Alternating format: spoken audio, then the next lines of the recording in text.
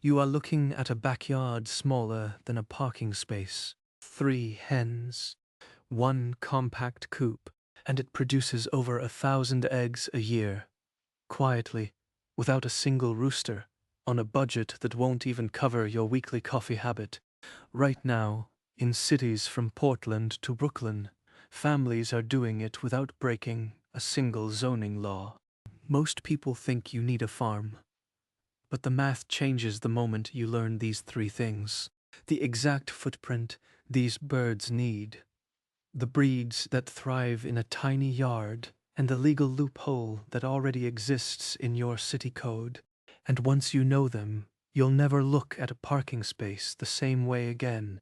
3 hens, 24 square feet, 180 eggs a year per bird.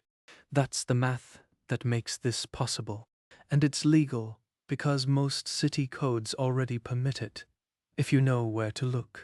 The thing nobody tells you is that the first step isn't buying chicks.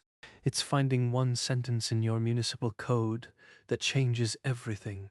I found the sentence in Jess Decker's city code on a Tuesday. She lives in southeast Portland, Oregon.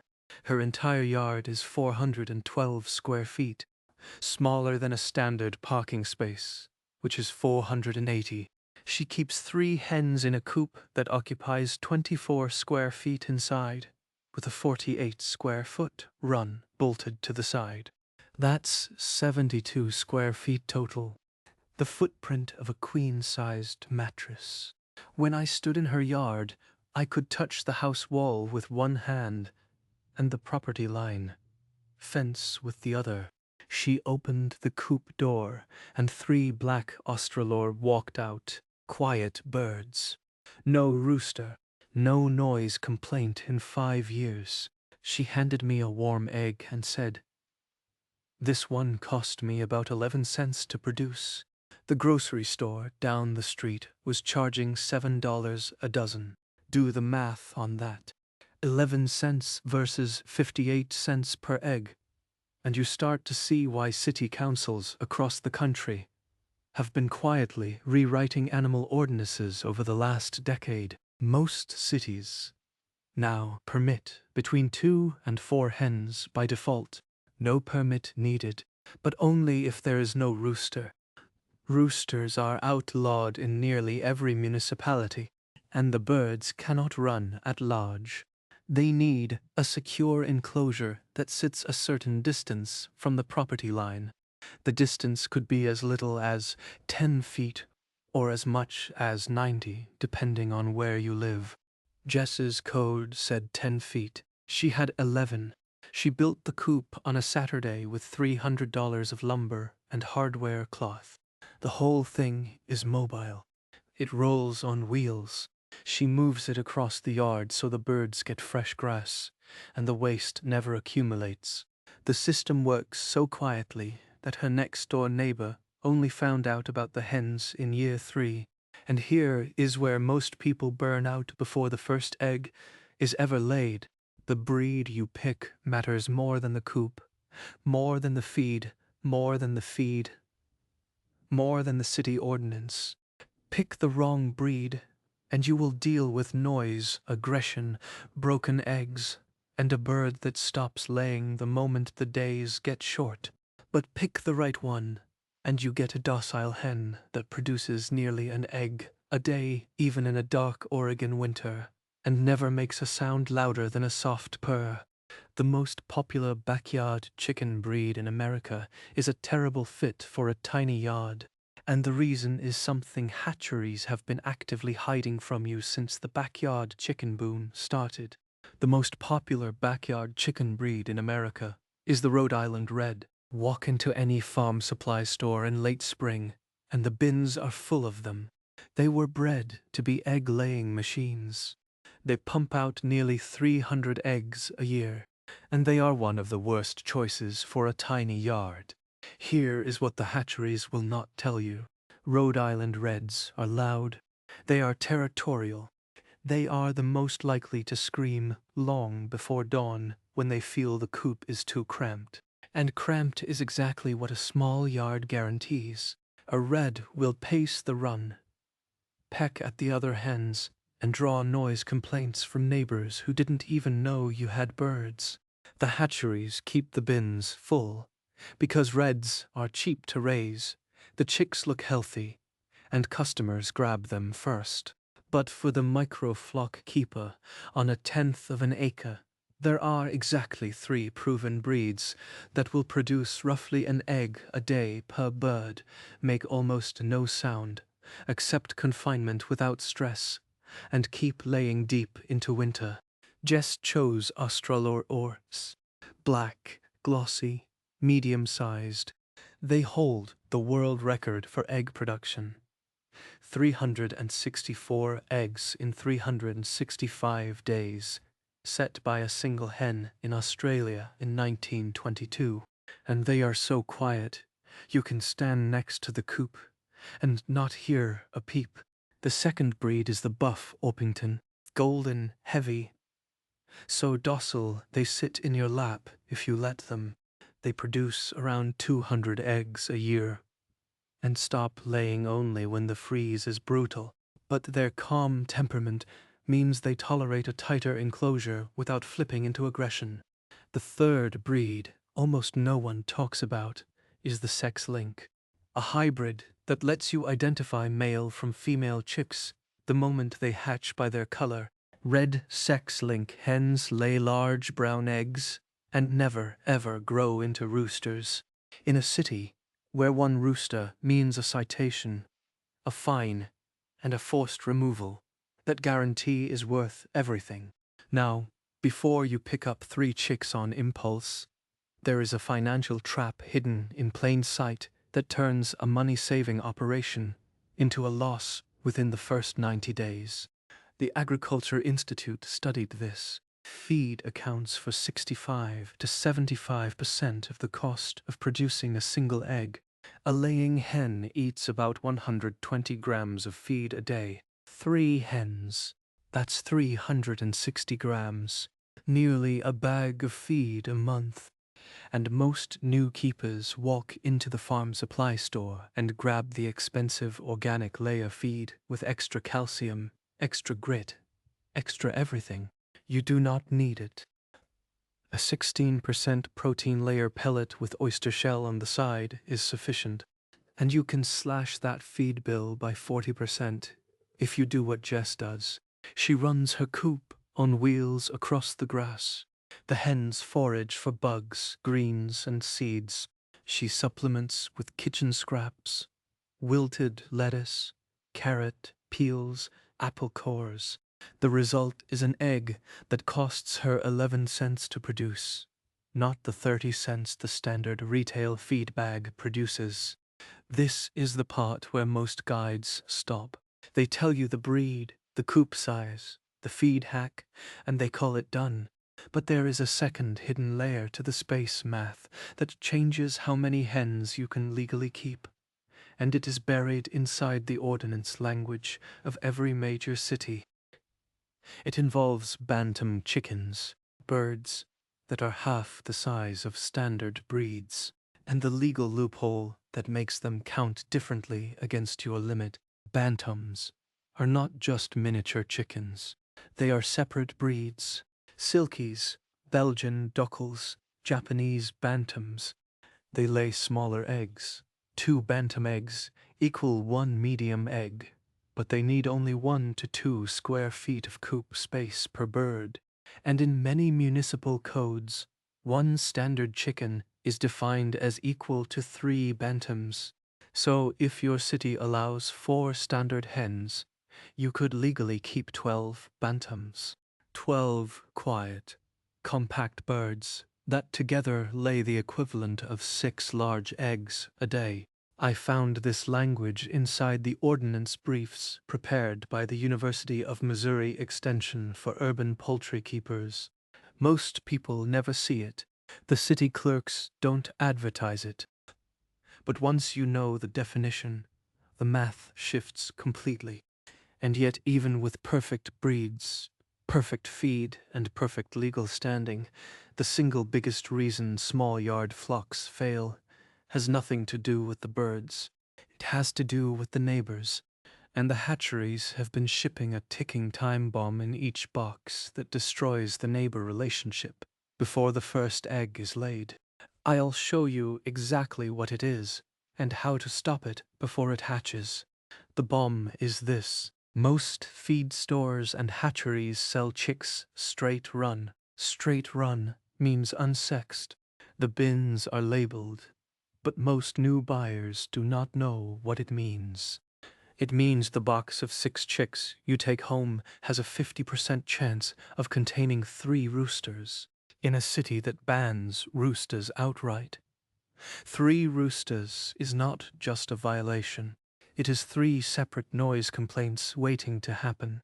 The first crow comes at about 14 weeks old. It is never a gentle sound. A single barred rock rooster can reach 100 decibels inside a small yard. That is louder than a lawn mower. Your neighbor will hear it. They will look up the municipal code, and then the notice appears on your door. You now have 7 days to remove the birds or face a fine that escalates from $50 to $500 per day. I have spoken to backyard keepers in Austin, Denver, and Milwaukee who went through this exact sequence. Every one of them said the same thing. I wish I had known what straight run meant before I bought them. The fix is simple. You buy sexed chicks, pellets guaranteed female, or you buy sex links. The hybrid, where the males and females are different colors at hatch. But the rat trap is waiting for you even after the rooster problem is solved. Rats do not come for the chickens, they come for the feed. A stationary coop in a 48-square-foot run concentrates feed dust, grain spills, and droppings into a permanent scent beacon. A single Norway rat can squeeze through a gap the size of a nickel. Once a pair establishes a nest under the coop floor, the neighbor does not need to hear a rooster to file a complaint. They will see the rodents moving at dusk along the fence line, and city vector control takes rodent infestation far more seriously than a crowing bird. The distance requirement in your ordinance suddenly matters. The inspector measures to the inch. If your coop is 9 feet from the property line instead of 10, you are out of compliance on 2 violations at once. This is where the mobile coop becomes not a convenience but a shield. Jess moves her tractor every 3 days. The ground never sours. The spilled feed gets scratched into fresh grass and disappears. The odor never builds. But the biggest opponent is not a rooster, not a rat, not the city inspector. It is the document you signed when you bought the house. The Homeowners Association Covenant, written in 1972 by a developer who assumed no one would ever want livestock on a quarter-acre lot. Most of those covenants define chickens as livestock and ban them outright. And here is where the law is shifting faster than the HOAs can update their rule books. In 2020, a woman in Fort Collins, Colorado, fought her HOA over 3 hens she had kept quietly for 2 years without a single complaint. The HOA took her to court. They cited the livestock clause. She lost the first round and was ordered to pay association legal fees. Then her attorney found something buried in a newly passed Colorado statute. The law had reclassified domestic hens kept for non-commercial egg production as household pets, not livestock. The entire case collapsed. She kept the birds. The HOA had to rewrite its rules. Since then, 14 states have introduced similar backyard hen protection bills. The language is always the same. A limited number of hens, no roosters, secure enclosure. If you read your city ordinance today, you may find the same language already present, and you walked right past it. Most people do, because they were never told to look. Jess found it. The Colorado woman fought it all the way to a judge and won. And the people who have been doing this the longest, the ones who never needed a legal battle or a petition to a zoning board, they have an even simpler system. They follow 5 rules that sidestep every one of these traps before they ever become a problem. I am going to give you those 5 rules right now. I am going to give you those 5 rules right now. Rule 1. Never buy straight run. Buy sexed pullets or sex links. If the hatchery cannot guarantee the bird is female, walk away. Rule 2. Make the coop mobile. Wheels, skids, or a lightweight frame you can lift. Move it every 3 days. Fresh ground kills the odor, breaks the pest cycle, and gives the hens new forage on every rotation. Rule 3. Talk to your closest neighbor before the birds arrive. Bring them a carton of eggs from a local farm. Tell them there will be no rooster. Tell them the coop moves. Tell them to call you instead of the city if they ever smell anything. That one conversation prevents 90% of complaints. Rule 4. Read your municipal code yourself. Do not call City Hall and ask. Find the animal ordinance section online. Search for the word poultry. Look for the words rooster prohibited, hen, enclosure, distance from dwelling. If the code is silent on the distance requirement, it does not exist. That silence is your legal right. Rule 5. Never feed more than the birds can finish in 10 minutes. Leftover feed is the rodent invitation. Store the bag inside a metal trash can with a lid that locks. These 5 rules cost nothing to implement. Not one of them requires a permit, a license, or a lawyer. And when I laid them all out on a single sheet for Jess in Portland, she took the paper, folded it, and said, "I wish someone had handed me this the day I started." Now, the question I get more than any other is not about breeds or coops or city codes. It is this: where do I find all of it in one place? With exact plans, exact materials, and the ordinance language for all 50 states. I put it together after 3 years of gathering documents, interviewing city clerks, and building coops on driveways, and patios, and balconies across the country. It is called the Micro-Flock Blueprint. The link is in the description, but do not click it yet, because there is one more detail I have been holding back, a fact that changes the entire cost calculation you just did in your head. A hen does not lay eggs forever. She peaks in her first 18 months. By year 3, production drops by 20%. By year 5, she is barely laying. But in the state of Virginia, there is a woman named Sarah who never bought a replacement chick in 10 years. She swaps her older hens with a nearby farm, 1 for 1.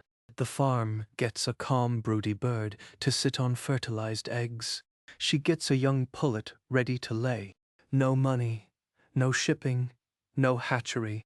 The trade exists inside a network of homesteaders who never advertise, never post online, and keep the best laying breed lines completely outside the commercial supply chain. The first time I saw the list of birds moving through that network, I realized the system we have been sold is not the only one. There is a parallel egg economy running on handshakes and wisdom that the hatcheries count on you, never discovering. If you are the kind of person who is tired of watching the grocery bill climb while your own yard sits empty, you already know what to do next. I want to hear from you. If you could put 3 hens in your yard this spring and never buy another carton of pale store eggs again, which breed would you pick? Buff, Orpington, Australorp, or a bantam you have never told anyone about? Drop it in the comments. I read every one, and your answers decide the next video. Hit subscribe, not for me, for what comes next. Because in the next video I am going to show you how to turn that same tiny yard into a year-round vegetable system that produces more food per square foot than a commercial farm using soil the city told you was dead. The system counted on you, never looking at your parking strip yard and seeing a flock of hens. It counted on the city code language staying unread, the straight-run label staying unquestioned, the HOA covenant staying unchallenged. But you just read all three. You know the breeds that keep quiet all winter. You know the mobile coop trick that kills the rodent problem before it starts. You know the 5 rules that turn a legal risk into a neighbor's gratitude. And you know the network of breeders who trade hens by handshake, never by catalog. That network does not have a website. It does not have a marketing department. It does not need one. The people inside it are already feeding their families on an egg budget that makes grocery store prices look like theft. Now, the only question left is whether you will be the one to start this on your own street. I will be here when you do. Hit subscribe, because the next video is bigger, greener, and quieter than anything you have seen yet. Until then, I will see you in the soil.